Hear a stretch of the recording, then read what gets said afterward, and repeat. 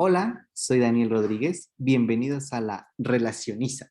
El día de hoy debatiremos acerca sobre la creación de la Sociedad de Naciones desde dos teorías clásicas de las relaciones internacionales, la teoría del liberalismo y la teoría del realismo. El día de hoy nos acompañan Alejandro Mejía. Alejandra Lorenzo. Y Susana Mascareñas. Vamos a comenzar dando un poco de contexto sobre la creación de la Sociedad de las Naciones. Esta fue creada después de la Primera Guerra Mundial a través del Tratado de Versalles en 1919.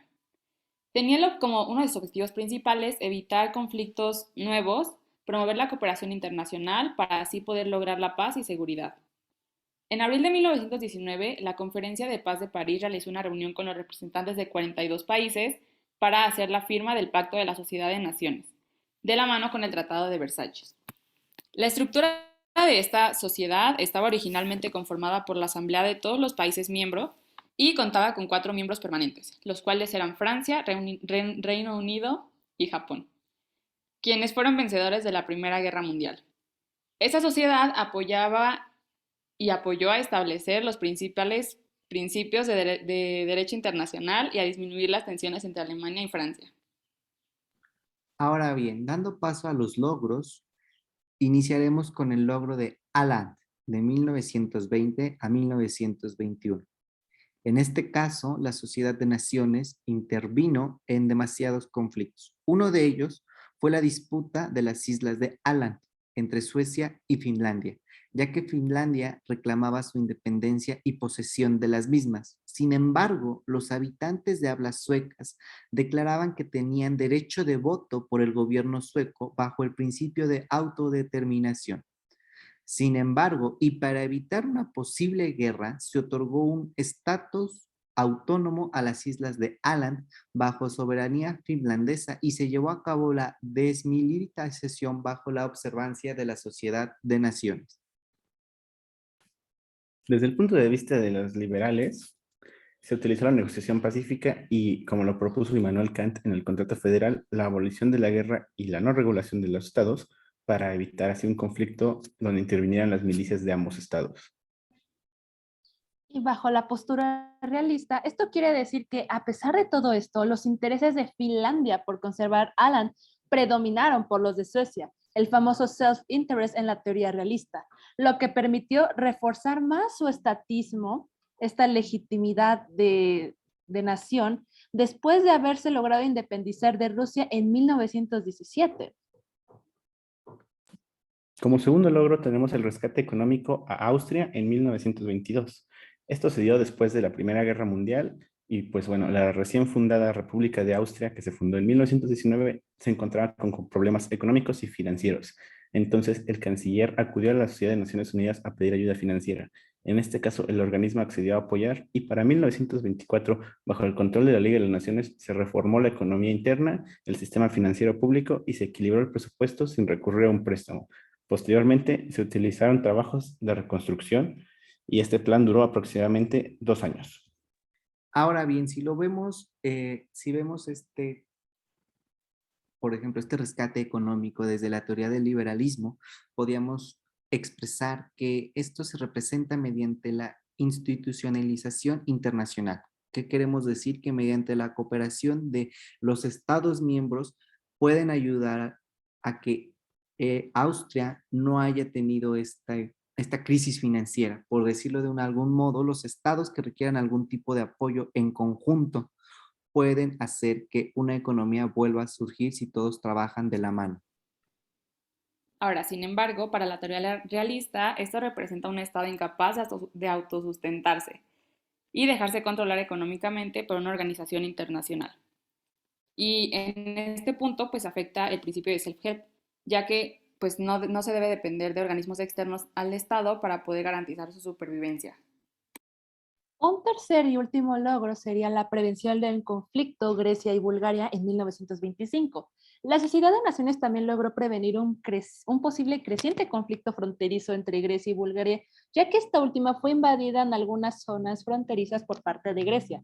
Bulgaria pidió ayuda a la Sociedad de Naciones, que logró ayudar a refugiados que estaban escapando del país por, obviamente, el ataque, y brindar negociaciones de paz y también la compensación de daños a Bulgaria?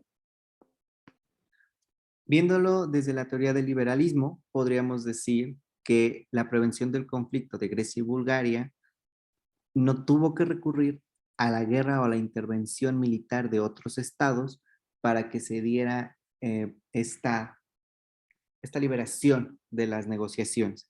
Lo que podríamos decir es que la cooperación y la negociación fueron un factor clave. Ahí usamos el término de diplomacia, lo cual ayudó a evitar un conflicto armado. La ayuda humanitaria fue de vital importancia para todas aquellas personas que estaban sufriendo con este conflicto. Además, se busca un estado de paz que evite a toda costa llegar a otra guerra, por lo cual mediante la compensación del daño esto es posible si ambos actores ceden un poco.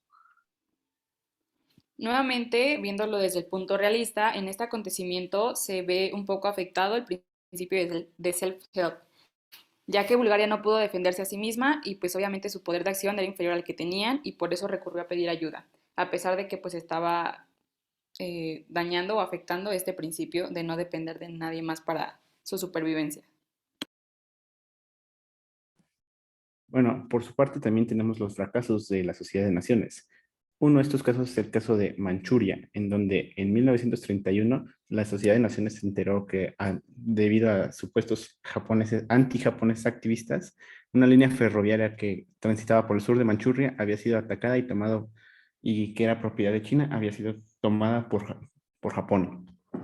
Esto bajo la presidencia de Aristide Briand y con la colaboración activa de Estados Unidos, quien hasta el momento se había mantenido como alguien neutro y ausente de participación. Posterior a esto se llamó a la Comisión de Lytton, quien para abril de 1931 llamó a China y para ese momento se habían instalado fuerzas japonesas en el estado manchuriano. Posteriormente, siguiendo el consejo del informe de Lytton en 1932, igualmente la Sociedad de Naciones se negó a reconocer a Manchukuo como un estado genuino y planteó una secuencia de medidas para restaurar el status quo. Si bien China admitió las sugerencias de la Sociedad de Naciones para restablecer el bienestar en la zona, Japón no lo hizo y como consecuencia dejó la sociedad en 1933.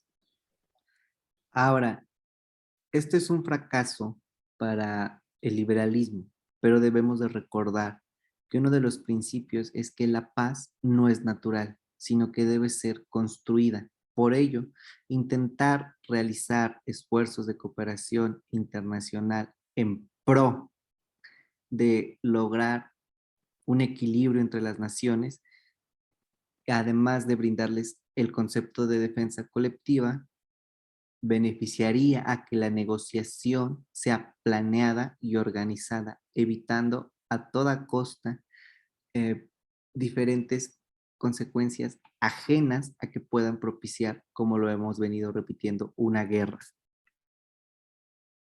También, como mencionábamos, para la postura realista no se puede lograr un estado de paz en un contexto de guerra. Y además de que Japón protegió más sus principios de self-interest, porque al final lo que estaba pasando en Japón es que Japón estaba en un estado imperialista y se tenía la creencia de que expandirse era mejor. Así que en esa parte, pues protegió sus intereses. Y también algo que sí tenemos que reconocer es que el plan fue un plan organizado que también permitió un estado de mejora para China en ese momento, soluciones racionales, y además de que Japón maximizó aún su poder mediante toda esta invasión a China en la guerra de Manchuria. Otro fracaso de la Sociedad de Naciones fue la Conferencia de Desarme de 1932. Hacia este año, Hitler había comenzado a plantear la idea en el pueblo alemán de una Alemania nueva, el resurgir de una nueva Alemania, es decir, la Alemania nazi. Durante este tiempo se realizó la Conferencia de Desarme en Ginebra, lo cual tuvo el objetivo de intentar evitar que fuerzas europeas continuaran armándose. Sin embargo, Hitler no aceptó lo establecido y se retiró de esta conferencia y de la Liga de Naciones. Posteriormente a esto, Alemania optó por maximizar su milicia con el fin supuesto de seguridad hacia 1936. Este acontecimiento lo basamos en la teoría realista. Hitler simplemente no quería que las decisiones de un organismo pudieran influir en la soberanía del Estado. Él veía la guerra que era como una posibilidad en un mundo donde carece de un sentido de la justicia. Hitler cuidaba de sus propios intereses por medio del principio de self-interest y maximizó la seguridad de su propio Estado. Cabe recalcar que el liberalismo propone el concepto de seguridad colectiva en cuestiones internacionales con fines de proteger los estados en caso de haber una guerra. La guerra no es el camino ideal para resolver los conflictos. Lo mejor sería una negociación clara, organizada y en el que cada estado, si bien no todos van a tener las mismas ventajas o beneficios, que cada uno esté de acuerdo con lo que se haya negociado. Esta teoría no fue bien seguida y por eso no logramos mantener a Alemania dentro de la sociedad de naciones. Por último, uno de los últimos fracasos de esta sociedad fue prevenir la Segunda Guerra Mundial. Relacionemos este fracaso con el anterior. Uno de los sucesos tan violentos que marcaron la historia de la humanidad y que terminó por contribuir a la disolución de la Liga de Naciones en 1946 fue la Segunda Guerra Mundial. Como sabemos, la conferencia de desarme fue tan solo un preámbulo. La remilitarización de Alemania en 1936 y la anexión de Austria al Tercer Reich en 1938. Y claro, esto conllevando a la invasión de Alemania en Polonia en 1939, dando inicio así a la Segunda Guerra Mundial. Conforme pasaba la guerra, más y más miembros empezaban a trasladarse a otros comités, lo que ocasionó que la organización se debilitara hasta disolverse en 1946. El liberalismo intentó buscar una cooperación internacional para frenar la guerra en sus últimos momentos. Se intentó optar por una institución más fuerte, pero esto fue imposible. Y bajo la teoría realista, al final los intereses de la Alemania nazi junto con sus aliados del eje pudieron más que a los organismos internacionales, ¿no? Protegiendo nuevamente este principio de self-interest, maximizando no solamente sus intereses, sino también su plan de acción, ¿no? El debilitamiento también fue mayor de la organización y por eso es que la institucionalización fracasó y se trajo de nuevamente para la postura realista si genuinamente era posible alcanzar esta utopía que menciona Carr, perdón, y precisamente llega a este punto donde no estamos diciendo que queramos guerra, pero si va a haber mínimo guerra, esta guerra tiene que ser controlada y si puede haber mecanismos antes de la guerra para resolverlos, estaría bien. Finalmente, para concluir, podemos decir que el propósito con el que fue fundada la Liga de Naciones era bueno, era prevenir conflictos armados a la escala que había sido la Primera Guerra Mundial. Sin embargo, debido a, como ya lo hemos explicado, diversos conflictos que no pudieron evitar o diversas tensiones que no se pudieron solventar, pues esto no ocurrió.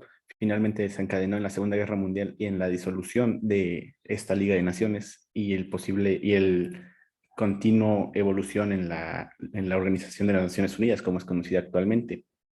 Era una buena idea que se tenía, pero no se concretó. Bueno, pues muchas gracias por escucharnos. Fue nuestro primer programa. Prometemos mejorar y hasta la próxima. Gracias. Gracias.